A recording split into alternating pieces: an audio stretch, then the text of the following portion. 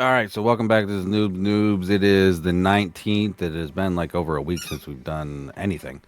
Ace. It has been a roller coaster of a ride.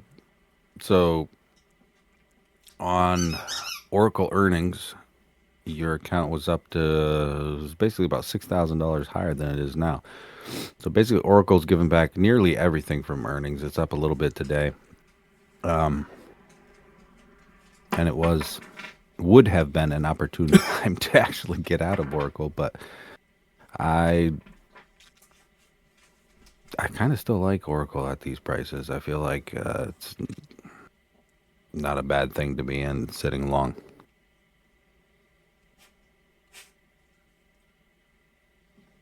Outside of that,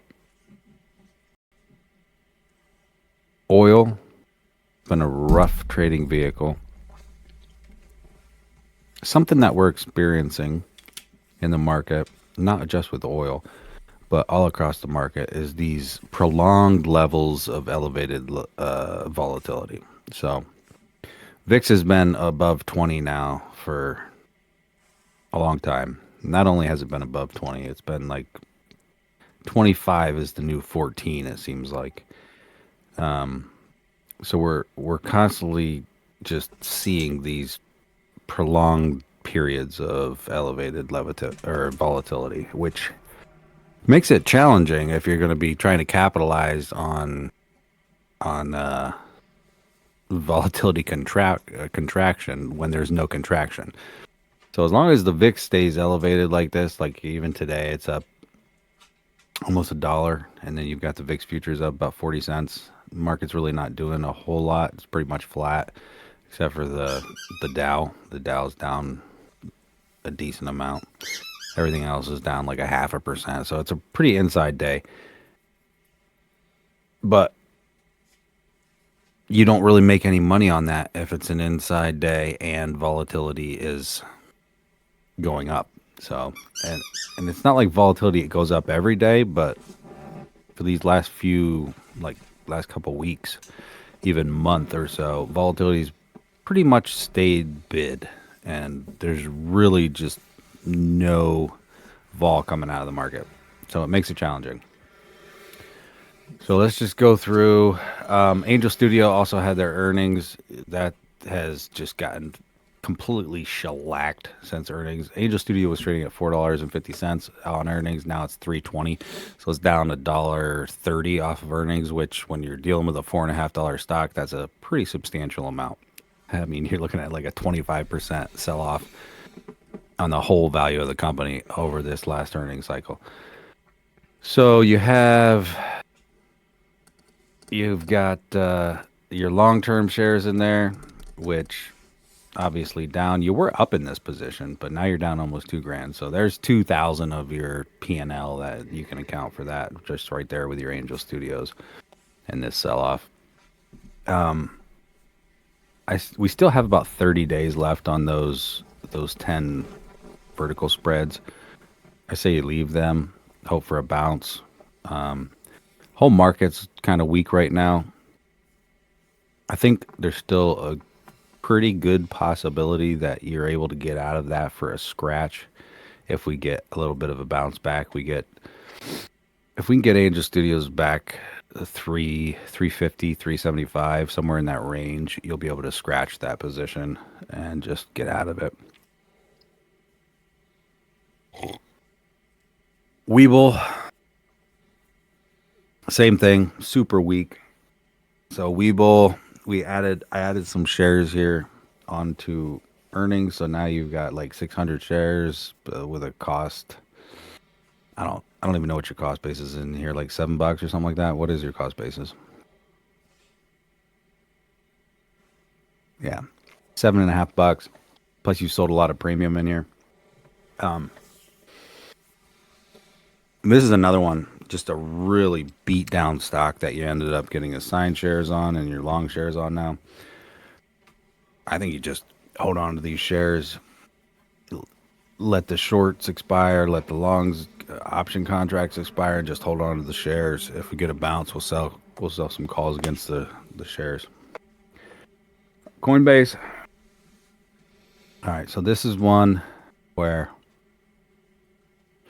you're just in a short put there. You see the one, what is that, the 150 put in May? Mm-hmm. Or is it the 160? I That's can't see that. 150. 150. So you're short the 150, and then you've got. Can you tell me what the name of that strategy is that those other two contracts comprise? The two calls. Yeah.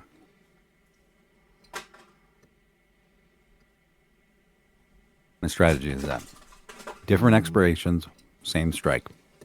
That's One, you have you're long one of the 250s and you're short one of the 250s. Same strike, I right? have the definitions up. Well, okay, so calendar, what's the definition of a calendar spread? A calendar spread is long the back month, short the front month, sharing the same strike. I don't. That's probably not how they say it, but I mean, what's the definition of a calendar spread? I don't have It's a calendars time. put on here because you had to individually put the names. But I have like vertical spread and puts and the differences of puts and calls. So calendar is just when you're usually long the back month, short the front month, meaning the one that has more time you buy it, the one that has less time you sell it against the one that has more time. And you can also do it with different strikes, but if you do it with different strikes, then it's a diagonal spread. It's a calendarized diagonal. But that's what that is, a calendar spread. So basically meaning that the one, so you see there's one that expires in the 27th. So like literally the end of this month, like the end of next week, this thing's going to be expired. It's only worth 24 cents. It's already lost, what is that? 2/3 of its value. That one is going to fall off at the end of next week. And then you're just going to be sitting there with a long 250 call. So you're playing for a continuation of this bid in Bitcoin that we're not getting today. Bitcoin got all the way up this around 75K, but then it proceeded to sell off these last 2 days. So this one, it's not working. It's not a big L, but you're down about $50 in there. So, and then the actual short put is working. You're still up in the short put. I've just continued to roll that short put, and we'll continue to do so in there as long as there's good volatility. And then for HIMS, down a tiny bit in there today. Overall, you're down. You can see that from the last place we were, I readjusted this position. Got about $6 in overall premium in this particular contract, but you're also down about $3. So it puts your break even somewhere in the range of like 23 bucks and $35. I don't think you do much in there. Anything in there. Then you've got so here's Bitcoin again. If anything in here, you could maybe buy back those shorts that don't have much in them. They have about 30 days left. What is the 50 strike? Or you could just leave them and then you'll get another. I say you leave them. Not really doing much in here today. All right. Let's go to MP. This one's getting wrecked today. MP. Click on MP. I think it's down like I did. 6% today. I know. I mean, click on the actual Oh. details. Was it down 7.5%? At one point, it was down like 10% today, so it's bouncing a little bit here. But it's down $4.23. So go back to the. This used to be a April strangle that we had in here. Now it is a May strangle, so rolled it out, took in more credit. I'd probably roll that 85 down to get, at this point especially, to get more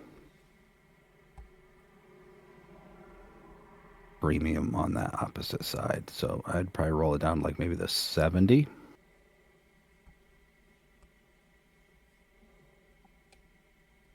Taking another, something like that. Should I put through? Yeah.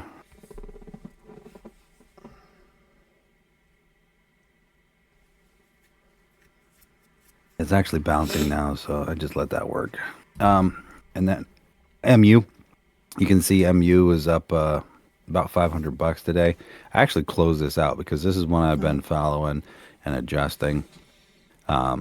Close this one out today. We can look at putting that one back on later on down the line, but you were pretty heavily allocated with capital. So with that one being a nice pullback today, I went ahead and took that one off in the green.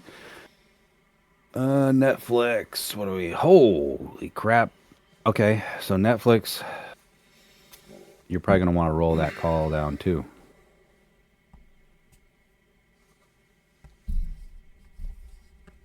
Why are you rolling this call down? Um, let me call it down. Stock's trading Because at it's eight, trading 90, at 92.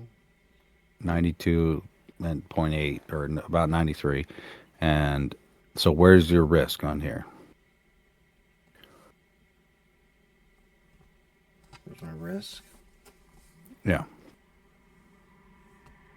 What's the total value of the contracts? It's over $6, right? Mm-hmm. And where's your, if you have to buy stock, you buy it at 95. you get assigned at 95. It's currently traded at 93. So And you have all the way up 98. to the, It'd be plus 3 more onto the 95. well, you can't tell by just by looking at what the value of the contracts is. You would need to know what you took in total in credit. Right.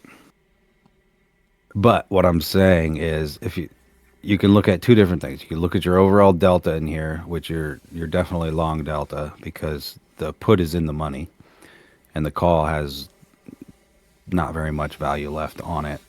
So if I were you, I'd probably look at rolling it down to like the 100 strike.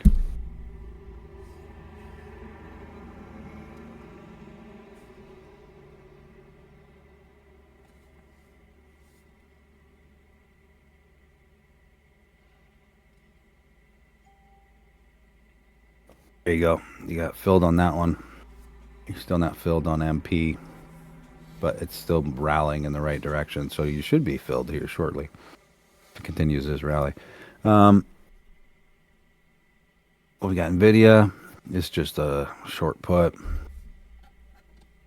I don't think you do anything in there. You just keep letting that go.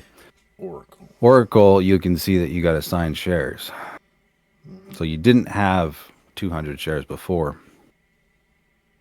Now you Didn't do. we have like 20 or something? Some weird number. No, you had 100. What'd You had we- 100.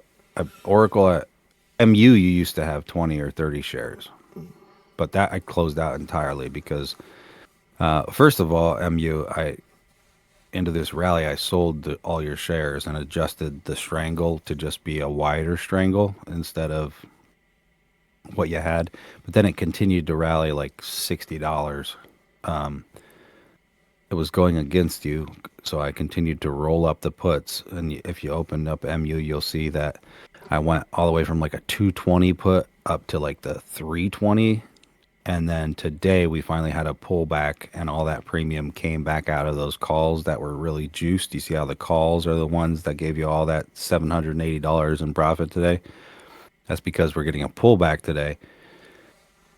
And it finally put you in significant enough profit that I felt like with as much capital as that was starting to take up, it was like 4,000 some dollars in capital or 3,000 and some in capital that it was taking just to keep that on, which I don't believe is actually a bad position to have.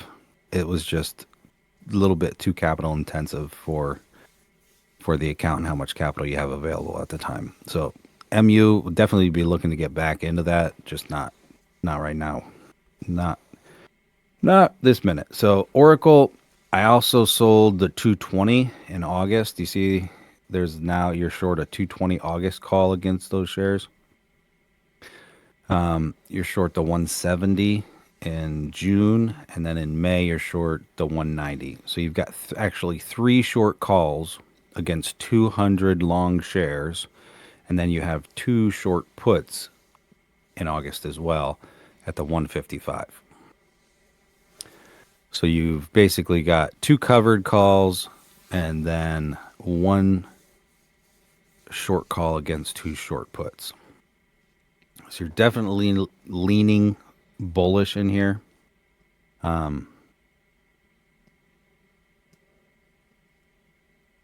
Think you I don't think it's worth doing anything in here. I think you just still lean bullish and let this work out. I did do some math in this Oracle position, and so far you've taken in, since we started trading Oracle, you've taken in $76 in overall credit, meaning $7,600 in premium collected. So if it were to expire right here and all your contracts that you currently have on were worthless, you could go to your cost basis to your right for those shares, which is I think around basically 170, and then you could 776 divided by 2 because you have 200 shares would be what? That's 3,800 a piece. 30, yeah, 35, yeah, 30, 38, 38 or $38 below 170. So almost $40 below 170 per 100 shares would be your actual price of the stock if all these contracts expire worthless. Now, there's no way to know that they will. Best case scenario, it rallies. But if it doesn't rally, just know that you've collected almost $8,000 against these shares. So you basically are your actual cost basis for those shares that you currently have, provided you don't get assigned more, is almost $40 below where you're currently your current price that you see on the screen there, 169 is. So that would put you like around 130.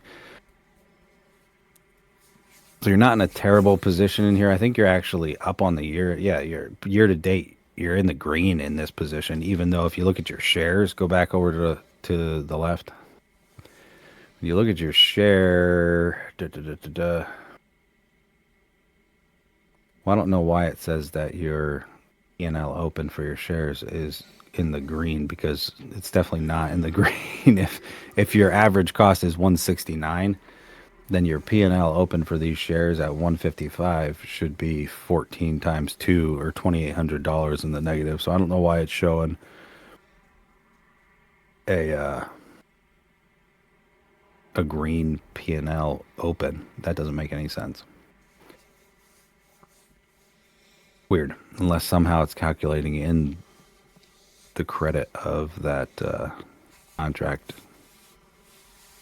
But it normally doesn't do that, because the contract that you got assigned on would have had an initial value that you had sold it at, but typically it doesn't actually calculate that into the cost basis.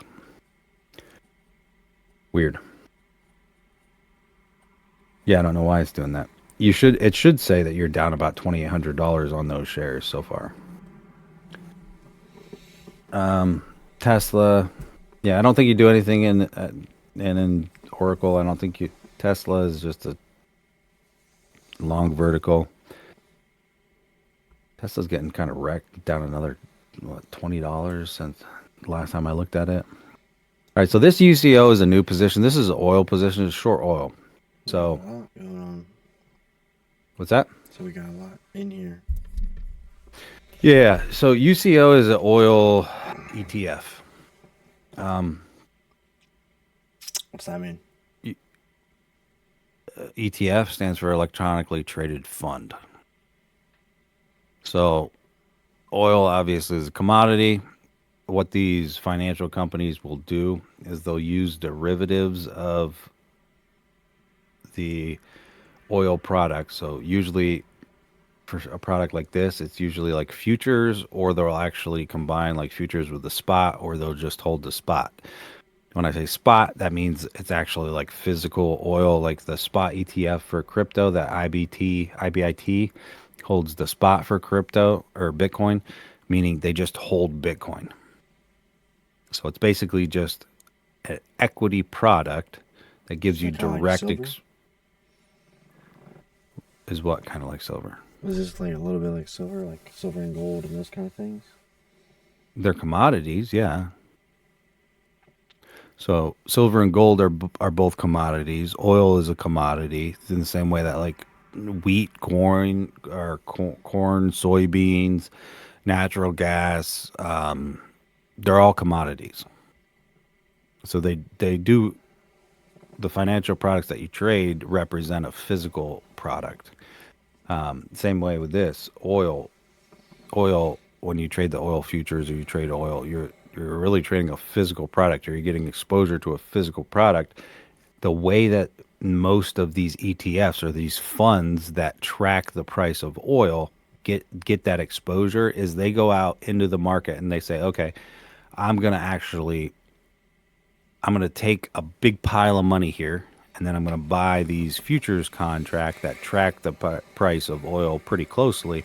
I'm going to get exposure to oil, and everybody's going to pile their money all together, and then we're going to go out and we're going to buy a variety of different futures contracts in different expirations that actually track a certain quantity of oil, and then everybody can buy or sell this product to get exposure to that oil. So usually they use the futures contracts to get this type of exposure in an ETF like this. I'm not sure what this one uses. You'd have to look at what's called the prospectus. So every ETF is going to have a prospectus, and you can read the prospectus and find out exactly how they're getting their exposure. And they lay it out right in the prospectus. It says, here's the goal of this fund, and here's how we're going to achieve the fund's goals through what exposures we're going to take. Meaning we're gonna get our exposure by having literal physical oil, and we're gonna have you know, however many millions of barrels of physical oil on hand, and we're gonna manage that, and you can get exposure to this physical oil, or it could be something like we're gonna get exposure to this oil by having a certain amount of contracts spread out over these different expirations, meaning we're going to have 40% of it in the front month, and then we're going to have another 10% or 20% in the 2 months out, and then another 10% 3 or 4 months out, just to kind of spread off some of the risk. But you can get the exposure through a variety of different ways. Usually these products get their exposure through the futures contracts, which we also have a futures oil position on below this.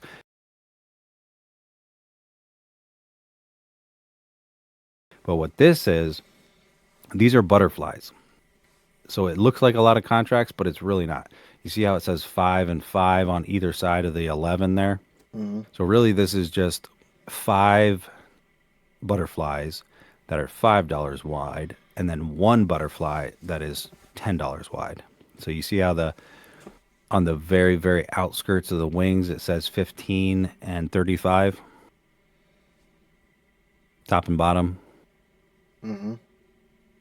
You see those 15 and 35? Yeah.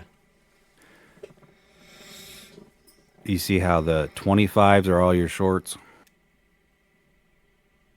So that just is giving you basically an inverted iron condor where all your shorts are sharing the same. It's not even an iron condor because they're all puts. It's basically a condor where all of your shorts are sharing the same strike, but that's referred to as a butterfly. So it's a directional butterfly, and what you want to see is the stock price be right around your shorts. Because look at it this way, if you have the right to sell something at 35, you also have the right to sell it at 30. You have the right to sell 100 shares at 35. You have the right to sell 500 shares at 30. You have the obligation to buy at 25, and then you have these protective wings really, really far away from the stock price, down at 20 and 15, right? So if you have the right to sell it at 35 and it's trading, let's say 25, that means that that contract value on expiration is going to have how much value? If it's trading at 25 and you get to sell it for 35, $10. $10. And these shorts on expiration, if it's trading at 25 and you have to buy it at 25, they would have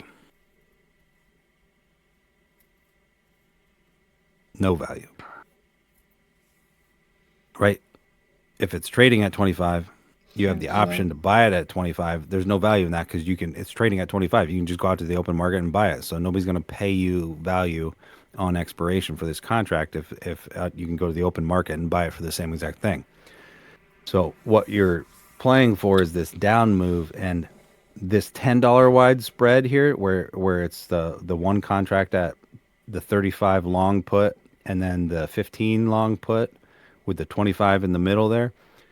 That one contract is going to be worth, has the potential to be worth up to $10, and that potential is seen if the stock is at $25 on expiration. Currently, it's at like 42. So that's how we know this is a bearish strategy, because we need this stock to go down like $10 in order for us to actually make money. So this is just a cheap way to get exposure. So the whole value of all of those six different spreads on there. So there's six total spreads. Actually, there should be, if it's five, it should be 10. There should be one other short contract in there, shouldn't there? If it's six longs, there should be 12 shorts. So I'm actually missing a contract in there. When I put it on, I must have done something incorrect. Should we add another one on there? Not now, because look Mm. at look Yeah, at the we're value of losing. the Yeah, so look at the value of the contracts. When I put them, there were 80. I sold them at around like 80 some cent, 83 cents a piece. So they're already 50% of what they were worth at the time. I should have done it correctly to begin with. Would have been the better thing, and then you'd be up another like 40 some bucks, 43 bucks.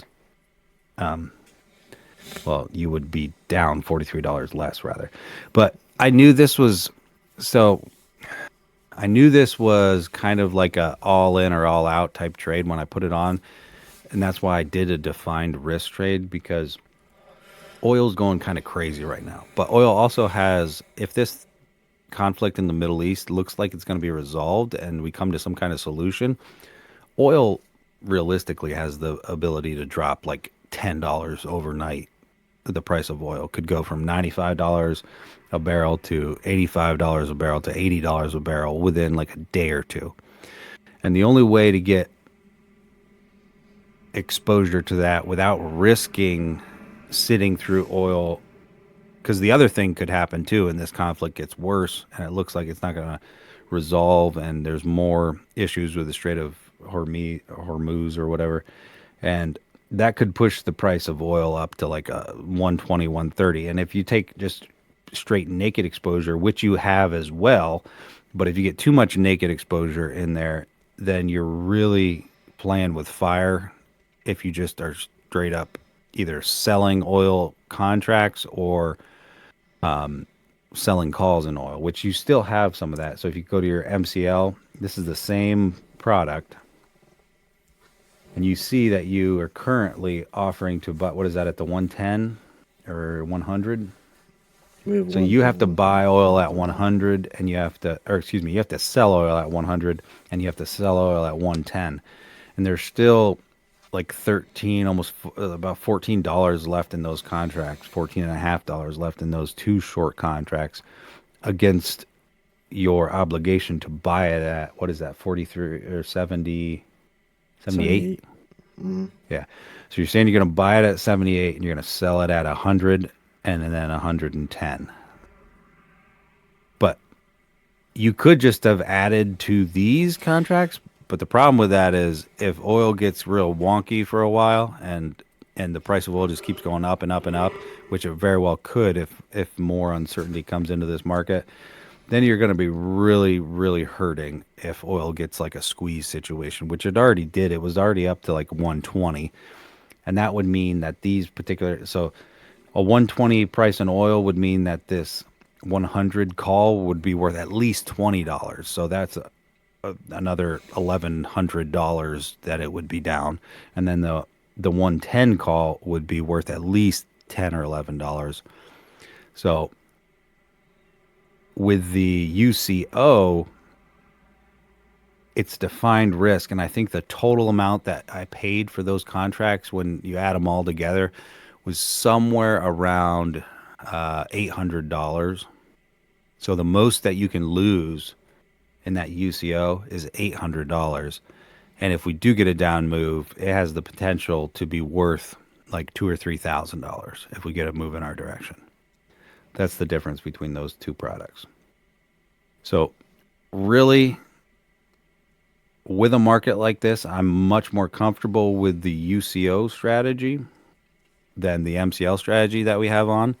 But the only reason that the MCL strategy is still on is because it's really not that big of a product. Micro crude oil, every dollar that the micro contract moves is $100. And it's a $96 product. So it's basically like having $100 stock. So you have right now the value that one contract controls $9,596 or basically 50 that times 100. So the one contract controls 9,600 bucks worth of oil. So it's not a huge product is why we still have those on, but the volatility in there is a great opportunity right now. That's why they're still on there. And actually today it's making money even though your UCO is not. In order for UCO to be profitable, we really do need like a $10 down move in oil. We need the fears surrounding the Iran conflict to just completely dissipate within the market, and then that UCO will have value.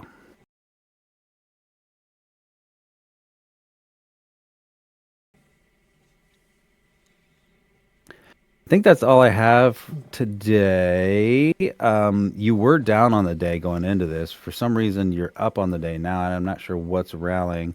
You never did get filled in your MP, even though it's still continuing to rally. So go back to your orders and see why you're not filled. 113. You should have gotten filled in there. It's moving in the right direction. Yeah, I'd tick that down just a little bit. There you go. Oh, you got filled in it literally as you were trying to enter it. You see how it says error? Yeah.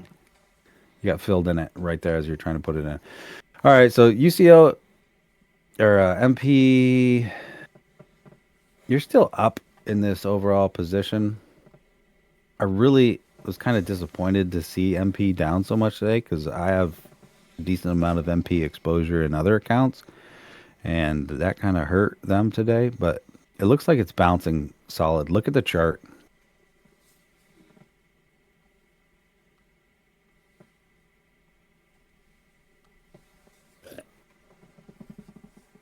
Not the weekly chart. Look at like the 20-day chart. Yeah, look at that move down today. Just got wrecked. And it looks like it's trying to find some support in a. So go back to go like 6 months, the 6 month chart, 180 days.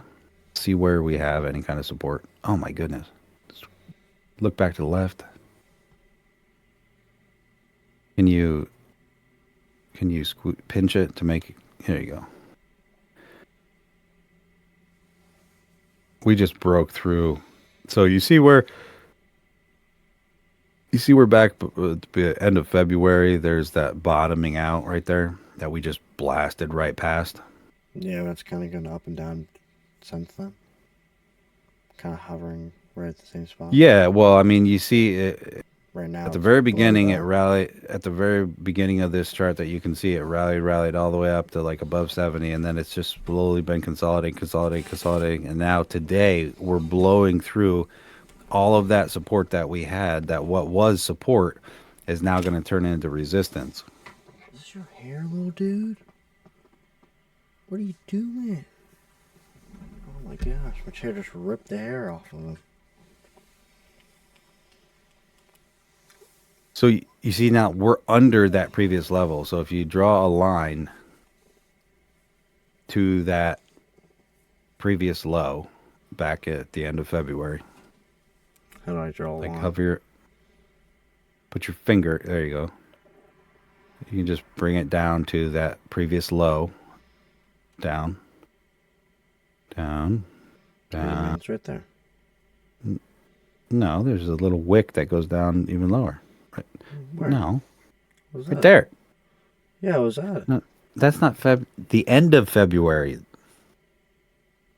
towards March, right? There's one even further down. This one. Right there, yeah.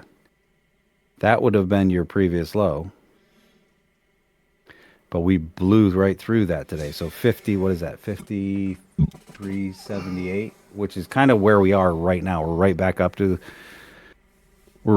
at that level. So if we can retake it and claim that 53.78, which is probably not very likely, but if we can get back above that level and hold that level, then we're just going to look at this as like a test of that level, and we'll continue to keep our position on. But even now, we just dropped 20 cents in the last 3 seconds.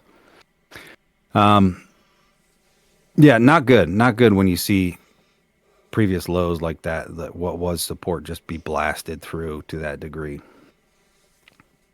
That usually means that this is now no longer support, and this is going to turn into a level of resistance, because all of those that now becomes what's called overhead supply.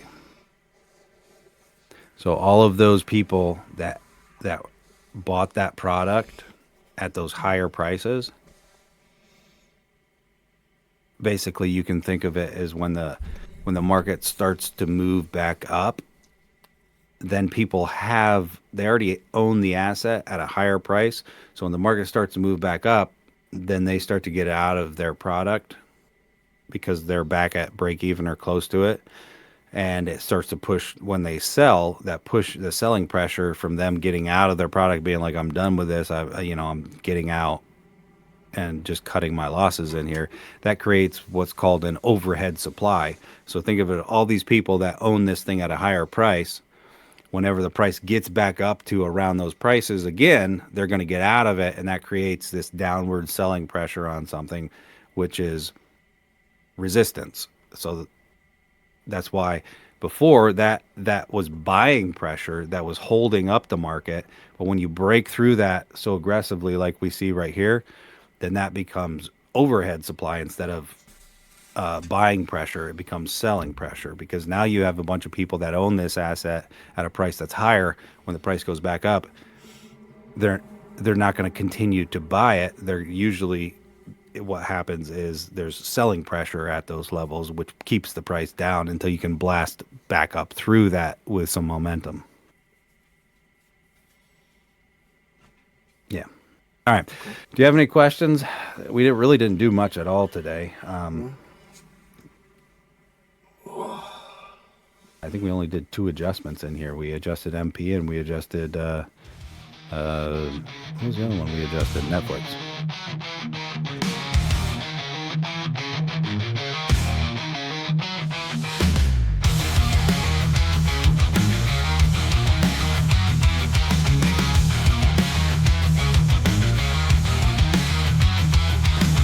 Another day at the chart, a sea of red, talking puts and calls, but they just stare ahead.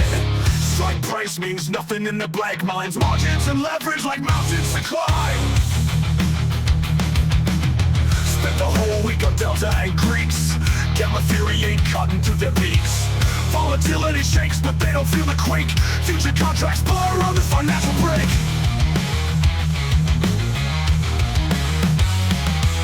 Can't you see the candles rise and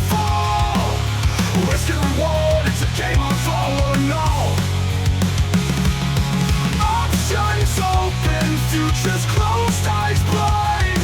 Frustrated fathers dreaming to stop crying.